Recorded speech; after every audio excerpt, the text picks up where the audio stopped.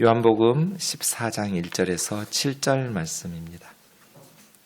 우리 한 절씩 교독하겠습니다. 너희는 마음에 근심하지 말라. 하나님을 믿으니 또 나를 믿으라. 내 아버지 집에 거할 곳이 많도다. 그렇지 않으면 너희에게 일렀으리라. 내가 너희를 위하여 거처를 예비하러 가노니 가서 너희를 위하여 거처를 예비하면 내가 다시 와서 너희를 내게로 영접하여 나 있는 곳에 너희도 있게 하리라. 내가 어디로 가든지 그 길을 너희가 아느니라. 도마가 이르되 주여 주께서 어디로 가시는지 우리가 알지 못하거늘 그 길을 어찌 알겠사옵나이까. 예수께서 이르시되 내가 곧 길이요 진리요 생명이니 나로 말미암지 않고는 아버지께로 올 자가 없느니라. 같이요. 너희가 나를 알았더라면 내 아버지도 알았으리로다. 이제부터는 너희가 그를 알았고 또 보았느니라. 아멘. 요한복음은 본문이 두 부분으로 이루어졌다고 말씀드렸죠. 2장에서 12장까지는 The Book of Signs, 7개의 표적, 사인이 나옵니다. 그리고 13장에서부터 20장까지는 The Book of Glory, 영광이라는 단어, 영화롭게 한다라는 단어가 많이 반복되기 때문에 영광의 책 이렇게 부릅니다. 이 영광의 책에는 세족식과 그 다음 13장 후반부에서부터 6장까지 예수님이 마가 다락방에서 제자들에게 마지막 고별 설교, 다락방 설교가 나옵니다. 이 부분 오늘 우리가 봐야 될 14장이 들어있는 부분인데요. 예수님께서 십자가 전날 밤 최후의 만찬 후 제자들에게 마지막으로 하신 요한복음에만 나와 있는 부분인데요. 이 마지막 다락방의 고별 설교, 이 부분이 매우 중요한 내용 중에 또 한 곳입니다. 그리고 17장은 대제사장적 기도로 예수님께서 기도하시고 그 다음 18장에 체포와 재판 받으시고 19장의 십자가 사건, 20장의 부활 사건 이렇게 The Book of Glory가 구성되어 있습니다. 오늘 14장 1절부터 7절까지 말씀을 보겠습니다. 1절에 주님은 너희는 마음에 근심하지 말라 이렇게 말씀하십니다. 이 근심하다라는 말은 타라소라는 말인데 이거는 흔들리는 거예요. 동요하는 것이죠. 근데 불안하죠. 그러니까 지금 예수님께서는 제자들에게 근심하지 않고 있는 제자들에게 근심하지 마 이렇게 말하는 게 아니라 계속 지금 근심하고 마음이 흔들리고 동요되고 있는 제자들에게 그만 멈춰 그렇게 말씀하신 거예요. 지금 제자들은 평온한 상태가 아니에요. 지금 흔들리고 있는 상태예요. 그래서 마음에 근심하지 마라 이 말이 너희들 지금 하고 있는 그 근심과 마음이 흔들리고 동요되는 그 불안한 것들을 멈추어라 라고 말씀하시는 거예요.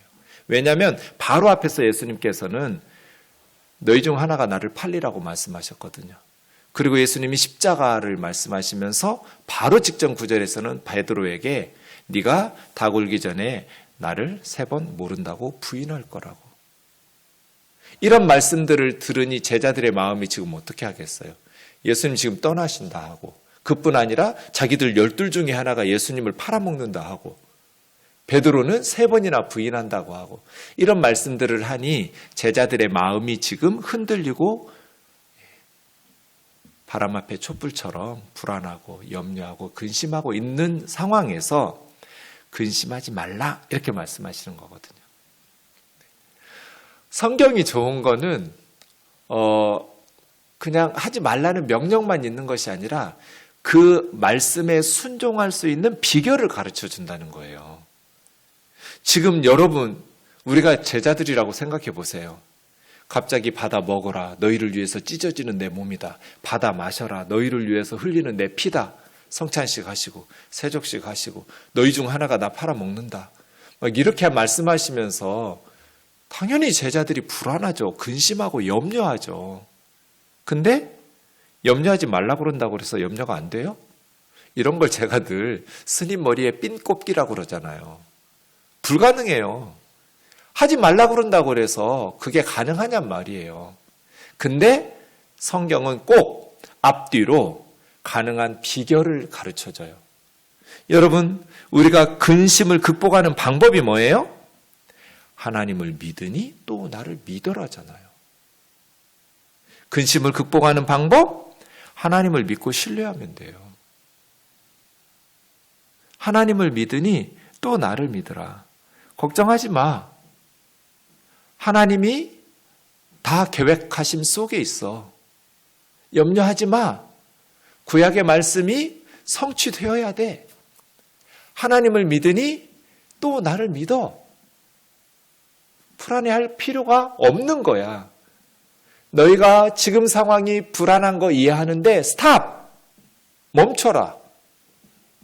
하나님 믿고 신뢰하고 나를 믿으라는 거예요. 이것이 포인트예요. 여러분, 우리 신앙생활 속에 이 제자들의 상황과 같은 순간들이 얼마나 많아요. 그럴 때 근심을 극복하는 방법은 뭐예요? 하나님을 신뢰하면서 믿는 거예요. 그것을 붙잡고 그 믿음으로 근심을 안 하려고 노력하는 게 아니라 하나님을 붙잡으려고, 하나님을 신뢰하려고 기도하면서 노력하는 거예요. 하나님을 바라보면 하나님께서 인도하시죠. 저보다 먼저 저희 아버지가 수술대 위에 오르셨어요. 그때는 아버님, 제가 수술하면서 아버님 전도했으니까요. 예수님 믿지 않았을 때 수술 받았는데 맹장 수술이었어요. 뭐 지금은 맹장이 수술도 아닌데 그때도 맹장 수술로 죽는 사람 없었어요. 그냥 맹장 수술은 가장 쉬운 외과 수술 중에 하나였어요. 근데 아버지, 저 수술하신 장로님이신데 의사 선생님 그 의료진 팀이 저희 아버지 수술했거든요. 근데 저희 아버지 수술할 때 장면을 저에게 말씀해 주셨어요. 맹장 수술이에요. 수술대에 딱 누워서 저희 아버지가 사시나무 떨듯이 떨었대요. 마취하기 전에. 그래서 혼났대요. 내가 너네 아버지 혼냈어. 가만히 있어요. 안 죽어요. 맹장 수술은 수술도 아니에요. 그 의료팀이 저를 수술했어요. 몇 년 후에. 저는 테이블 데스 50%라고 그랬어요. 수술 중 죽을 확률 50%. 근데 죽어도 병원 원망하지 않겠다고 사인하면 수술해주고, 그렇지 않으면 우리는 수술 못한다. 방법이 없다. 놔두면 곧 죽는다. 그거 제가 다 들었거든요. 근데 수술대 위에 누워가지고 팔다리 묶고 근데 그렇게 편하더라고요. 무슨 차이일까요?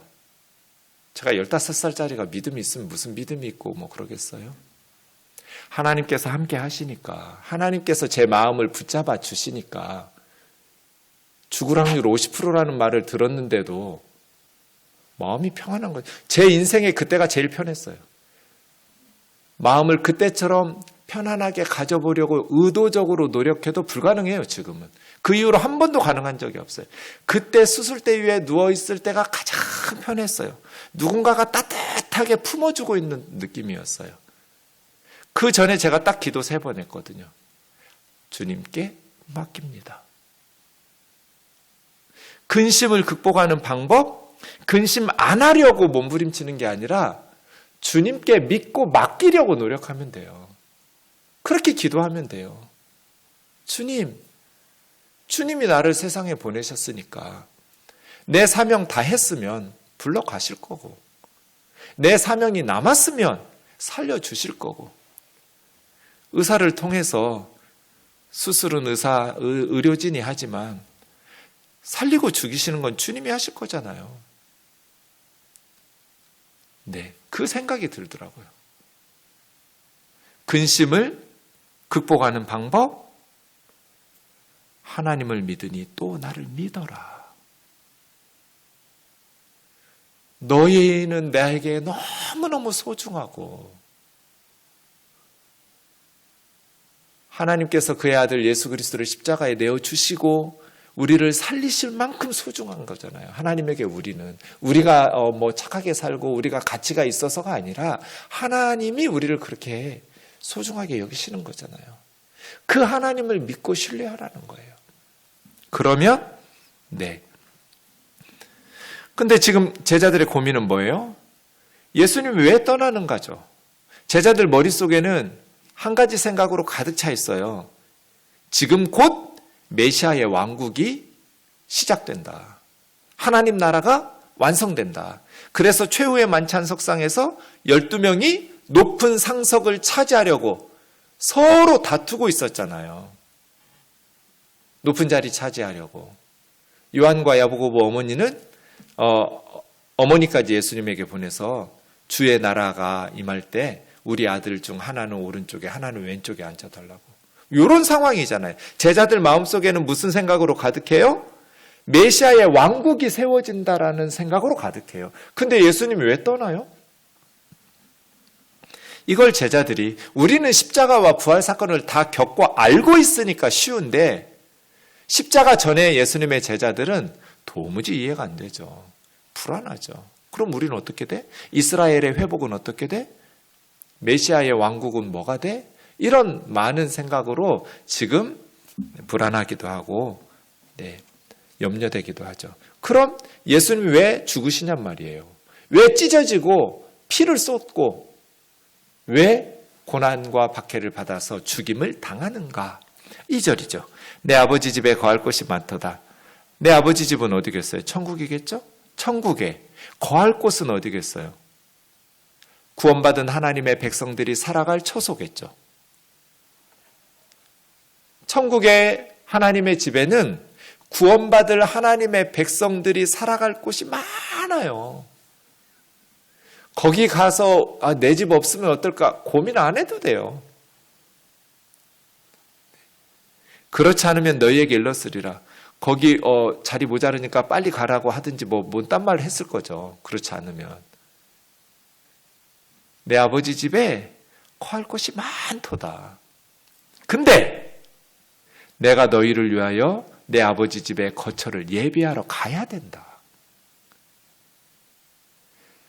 천국에는 구원받은 하나님의 백성들이 거주할 그 처소가 많은데, 근데 그 처소를 하나님의 백성들이 들어가려면 예수님께서 가야 된다는 거예요. 내가 너희와 헤어져야 된다. 십자가의 길을 걸어가야 된다. 그래야 아버지 집에 너희를 위한 거처가 마련된다. 그러니까 십자가 사건은 천국에 구원받은 하나님의 백성들의 거처를 예비하는 사건이에요. 그래서 예수님은 가야만 된다는 거예요. 그러면 3절이요? 가서 너희를 위하여 거처를 예비하면 내가 다시 와서 너희를 내게 영접해서 나 있는 곳에 너희도 있게 할 거야. 이게 예수님이 세상에 오신 목적이죠? 예수님이 세상에 오신 이유는 뭐예요? 우리를 천국에 하나님 아버지의 집으로 데리고 가서 나 있는 곳 그 천국에 너희도 있게 하려고. 우리 아버지 집으로 가자 하시려고 예수님이 이 세상에 오시고 십자가에 달리시는 거잖아요. 마음에 근심하지 마라. 염려하지 마라. 하나님을 믿으니 또 나를 믿어라. 내가 지금 너희를 떠나는 것은 영원히 헤어지는 거 아니야. 잠시 헤어지는 거야. 왜 그게 필요하냐면 내 아버지 집에 거할 곳이 많은데 내가 가서 너희를 위해서 거기서 처소를 예비해야 돼. 내가 너희와 헤어지지 않으면, 내가 십자가의 죽임을 당하지 않으면 내 아버지 집에 너희가 들어올 수가 없어. 내 아버지 집에 너희를 위한 거처를 마련하러 내가 가야 돼. 가야 돼.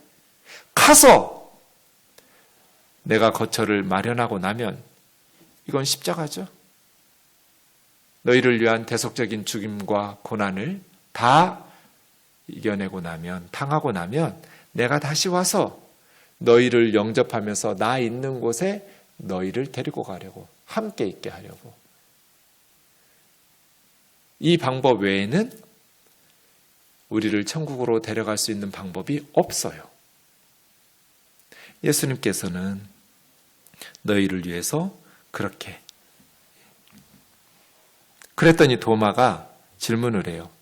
주여, 어디로 가는지를 모르는데, 목적지를 모르는데 거기 가는 길을 우리가 어떻게 알겠습니까? 어디를 가신다는 겁니까? 알듯 말듯 하죠, 도마는. 도마는 요한복음에 보면 굉장히 용기 있고 정직한 제자인 것 같아요.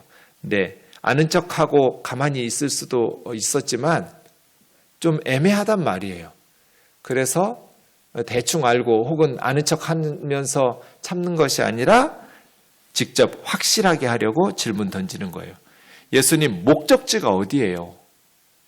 그 최종 목적지를 알아야 거기를 가는 길을 우리가 알 수 있을 텐데, 예수님이 지금 어디를 가신다는 건지 모르는데 거기 가는 길을 우리가 어떻게 알겠습니까?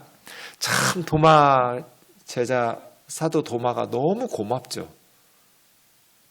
이렇게 알고 있는 척하지 않고 정확하게 모르겠으니까 예수님에게 질문을 던졌기 때문에 요한복음 14장 6절이 나온 거예요. 내가 곧 길이요 진리요 생명이니 나로 말미암지 않고는 아버지께로 올 자가 없느니라.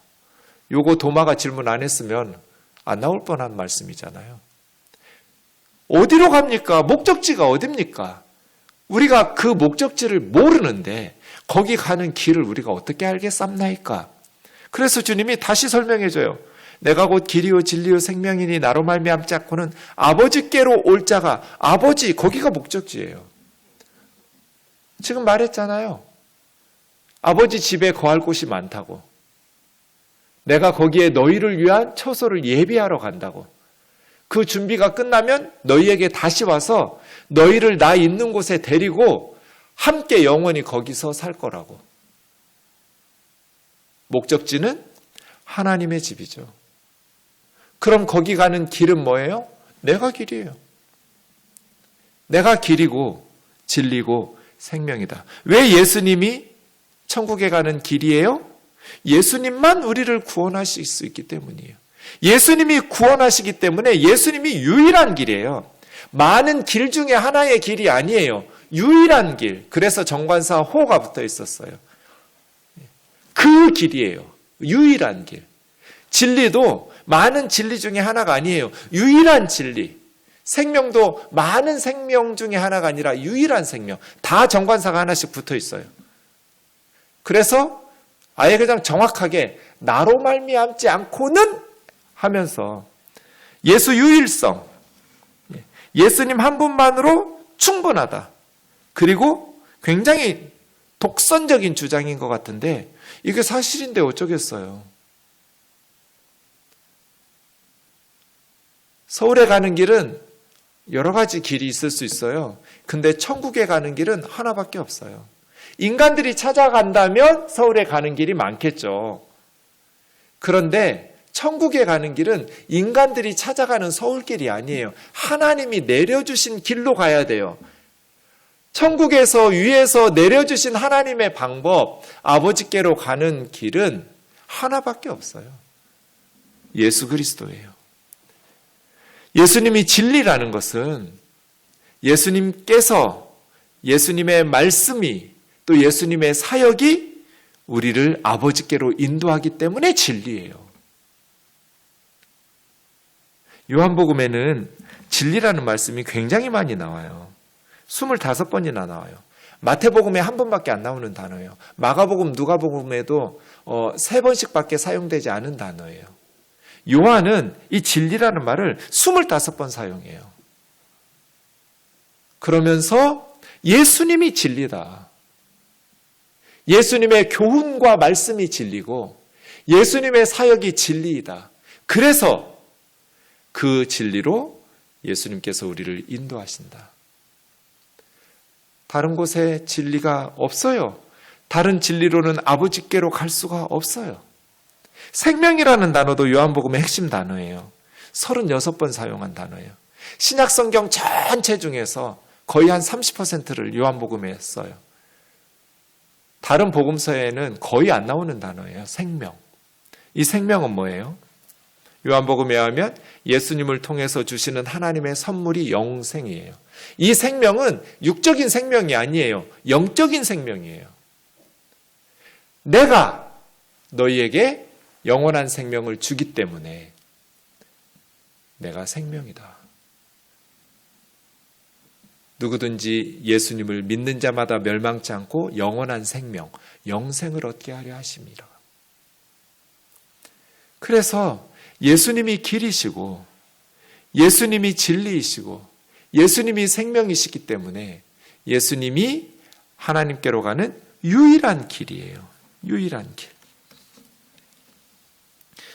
예수님은 우리를 하나님에게로 인도하려고 이 땅에 내려오신 거예요.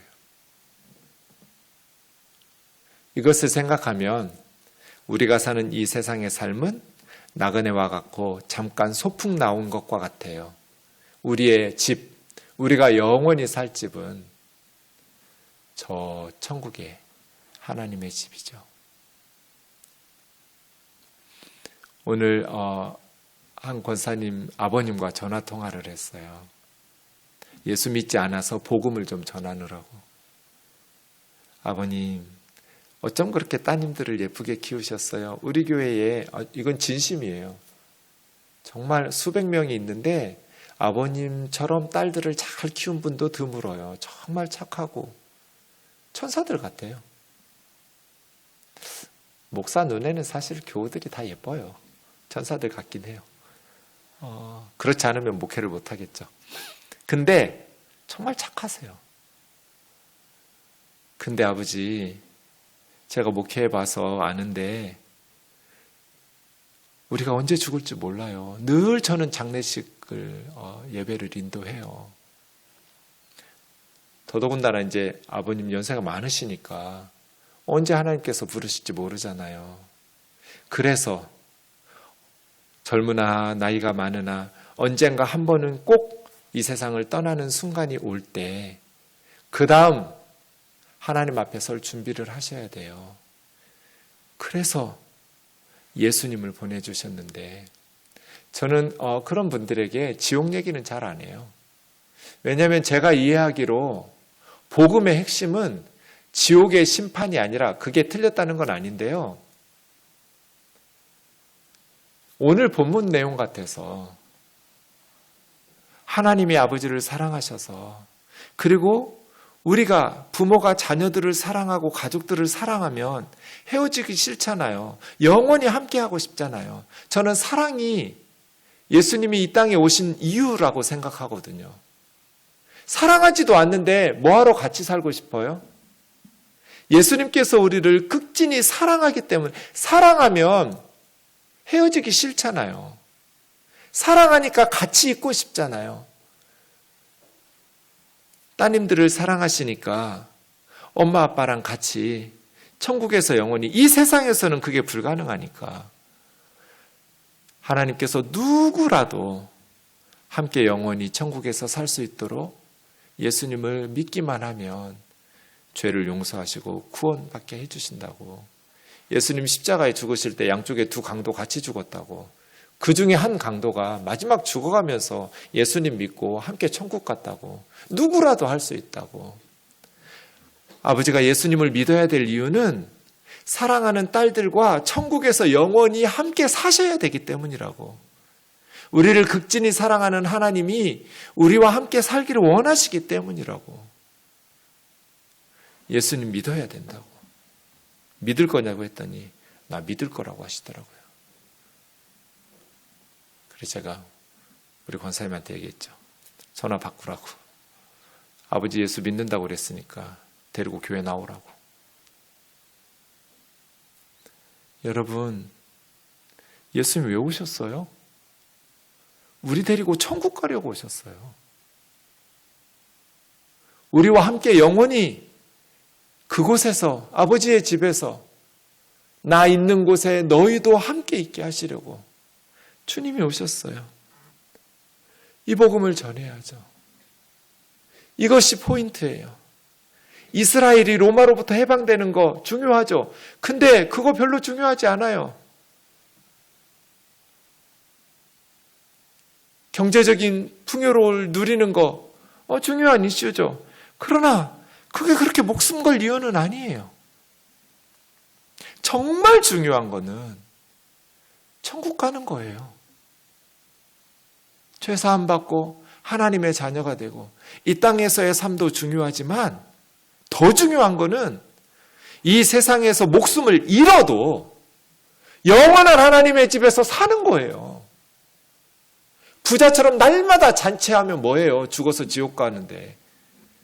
그 부잣집 앞에서 개가 핥고 던져지는 음식으로 구걸하면서 살아도 믿음으로 살다가 나사로처럼 천국에 안기는 게 더 복된 거죠.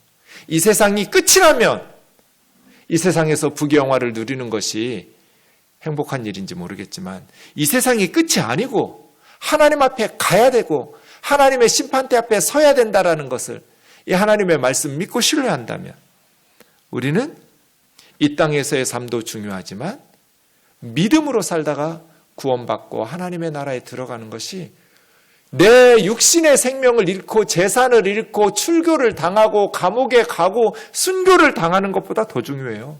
그만큼의 가치가 있어서 이 덜커덩 하고 밭에서 보물덩어리를 캐면 내가 가지고 있는 모든 재산을 팔아가지고 그 밭을 사버려요. 극히 값진 진주를 발견하면 내가 가지고 있는 모든 것을 팔아서 그 진주 하나를 사버려요. 사랑하는 자매 형제 여러분, 내가 곧 길이요 진리요 생명이니 나로 말미암지 않고는 아버지께로 올 자가 없느니라. 이 말씀을 깨달은 사람들이 그리스도인이고 이 소망을 가지고 있는 사람들이 이 땅 가운데에서 영원을 소망하면서 살아가요. 그런데 아직 제자들이 예수님을 잘 몰랐어요. 예수님을 알았어요. 너희가 나를 알았더라면 내 아버지도 알았으리로다. 7절이죠. 알았으니까 제자로 다 버리고 따라 나섰겠죠. 근데 지금까지는 아는 것도 아니에요. 준비 단계예요. 이제 십자가와 부활과 오순절 성령 강림을 통해서 예수님을 더 온전히 알아야 돼요. 그렇게 아직 모르기 때문에 아버지를 모르는 거예요. 그러나 이제부터는 너희들이 새로운 차원에서 알게 될 것이다. 십자가와 부활과 성령의 인도하심을 따라서 나를 알게 될 것이고 그러면 하나님을 알고 그를 보게 될 것이라고. 하나님께서 우리에게 주신 귀한 은혜들을 누리고 또 전하는 주의 자녀들 되기를 원합니다. 비 맞고 싶으면 비 오는 곳으로 나가야 돼요. 하나님을 만나고 싶으면 아버지를 알고 싶으면 보고 싶으면 산속에 들어가서 돛 닦거나 도서관에 가서 철학책 읽는 게 아니고 예수 그리스도를 알아야 돼요. 예수 그리스도를 알아야 하나님을 참되게 알 수 있어요. 예수님을 모르고 하나님을 안다고 말하는 것들은 다 가짜예요. 참되게 아는 게 아니에요. 하나님은 예수 그리스도를 보내서 하나님을 알려주셨고 하나님은 성경을 통해서 하나님을 알려주셨는데 그 성경의 주인공이 예수님이에요. 예수님을 모르고 어떻게 하나님을 참되게 알 수 있겠어요? 유대인들은 우리보다 구약을 더 많이 읽어요. 3살부터 레위기 암송 시작이에요. 날마다 회당에서 구약 성경을 가지고 하나님을 공부하고 예배해요. 그런데 예수님을 몰라요. 그래서 그들은 하나님을 아는 게 아니에요. 아들이신 예수 그리스도를 알아야 아버지 하나님을 알 수 있다. 예수님의 말씀을 기억하면서 우리 오늘 고난주간을 앞두고 하나님 앞에 그 은혜를 사모하고 이 한 가지만 붙들어도 이 험한 세상이 천국으로 변할 것 같아요. 예수님은 나를 데리고 천국에 가시려고 오셨다. 예수님은 하나님 아버지 집에 나를 위한 처소를 예비하려고 십자가에 죽으셨다. 내 손 잡고 아버지 집으로 가자 라고 말씀하시려고 예수님이 십자가에 달리셨다. 그 사랑과 그 은혜만 기억한다면, 이 예수님만 안다면 하나님을 아는 것이고 하나님의 은혜를 받아 누리는 풍성한 생명의 영적 생활을 감당할 수 있을 줄 믿습니다.